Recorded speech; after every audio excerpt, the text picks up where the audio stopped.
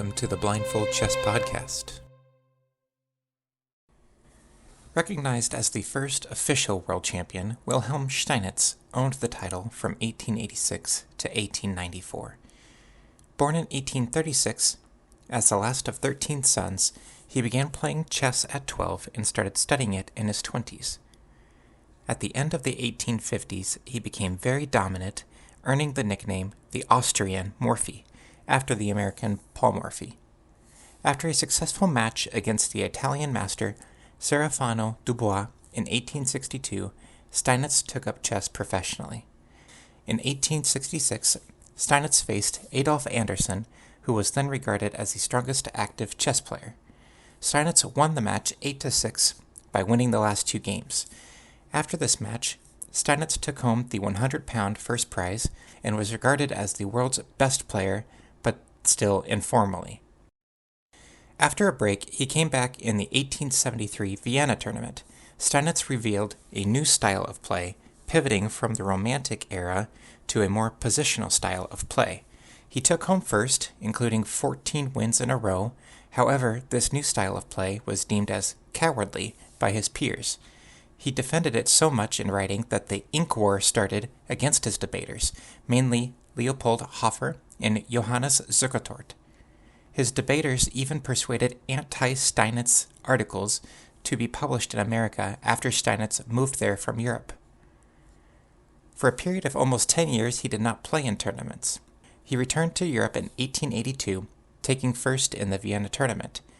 During his absence, one of his debaters, Zukertort, was winning strong tournaments, prompting some to claim Steinitz shouldn't be regarded as the strongest player. In 1886, Steinitz and Zukertort agreed to play a match in New York, St. Louis, and New Orleans for the Championship of the World. The victor would be the first to win 10 games. Zukertort took the 4-1 lead, but Steinitz rallied, winning 12.5 to 7.5, with 10 wins, 5 draws, and 5 losses, awarding the title of World Champion to Steinitz.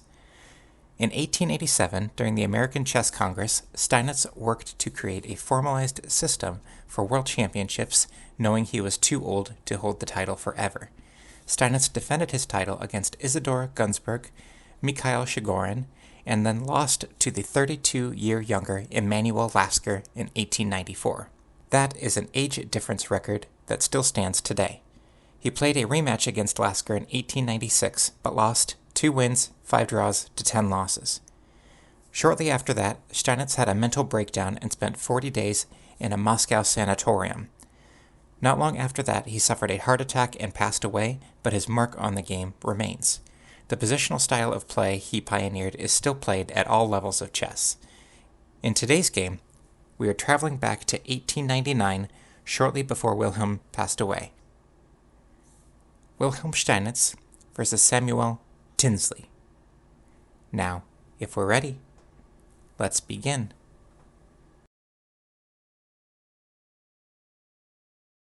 One, pawn to e4.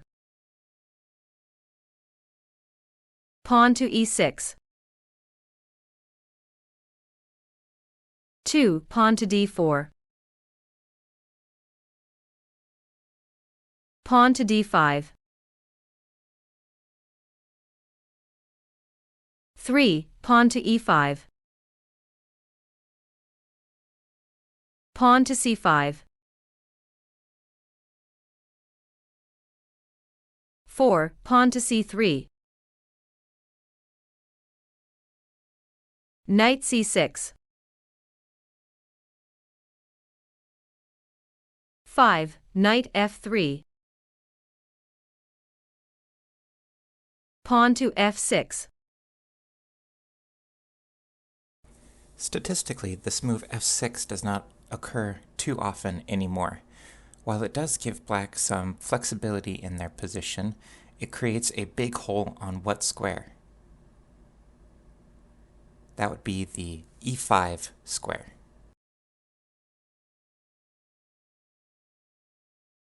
Six, pawn e captures f6. Knight captures f6. 7. Bishop d3. Bishop d6. 8. Castle kingside. Castle kingside. 9. Rook e1. Bishop d7. 10. Knight b to d2. Pawn c captures d4. 11. Pawn c captures d4. By playing c captures d4, white gave themselves an isolated queen pawn. Why was that preferred to the knight capturing on d4? If you do knight captures on d4, then you give black more control of the center, where they can play e5, whereas if you play the pawn captures d4, you keep control over the e5 square, and you can also use it as a point to leverage your own pieces for e5. Pawn to h6. 12. Knight b3. Knight g4.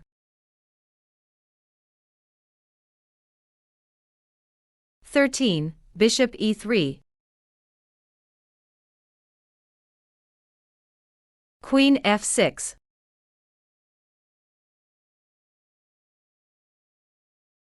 14. Bishop c2.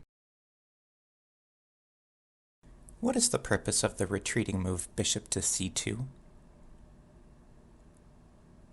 1. It provides more coverage to d4 so the queen can protect it, as well as give the queen access to d3, because if you can have the bishop on c2 and the queen on d3, you create a nice battering ram along the b1 to h7 diagonal. Knight b4.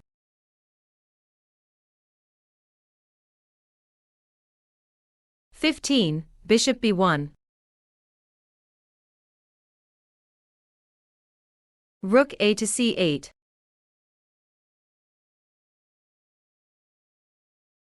16. Pawn to a3. Bishop captures h2 check. This could be a good moment to pause and work on calculation. Black has played bishop takes h2 check. White has the option to capture it with knight takes h2, or they can neglect to capture it with king f1 or king h1. What would you do and why?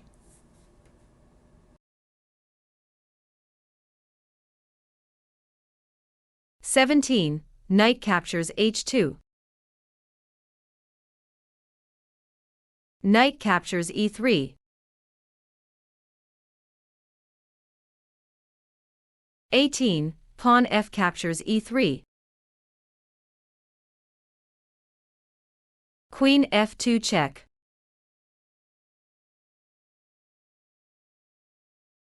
19. King h1. Knight c2. After the move knight to c2, the two white rooks are forked. Add that to the white king being under attack. What can you see that gets white out of this? 20. Rook e2. Knight captures e3. 21. Queen d3. Black resigns. It is hard to find a move for black in this position. The queen is under attack on f2, the knight is under attack on e3, there are no checkmating ideas, there are no real threats for black. White has a strong battering ram along the b1 to h7 diagonal, and the light squared bishop for black stuck behind the e6 pawn is out of play. This is such a great game to illustrate how you can react calmly to your opponent's unsound sacrifices. And it's also interesting to see that this game that was played over 120 years ago still have the same relevant principles to today. So that is all that we have for this week. Tune in next time, where we will continue to work on our blindfold skills and look at another game of the Masters.